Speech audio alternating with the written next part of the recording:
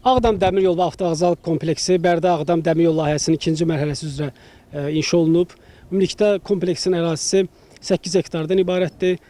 Kompleksin binasında ümumilikdə 95 otaq var. Burada gözləmə zallarıdır, bilet kassalarıdır, müxtəlif əyləncə, istirahət güşələridir, restoranlardır, mağazalardır.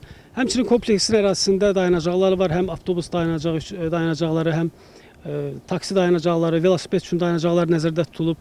Eyni zamanda burada elektrik avtomobilləri üçün elektrik doldurma məntəqələri yaradılıb. Gördüyünüz kimi müasir, gözəl bir park salınıb vağzalın qarşısında. Vağzal ümumilikdə dəmir yolu vağzalı 800 min nəfərə xidmət edəcək gün ərzində, gündəlik olaraq. Avtovağzal isə 1300-1500 arasında sərnişinə xidmət göstərəcək.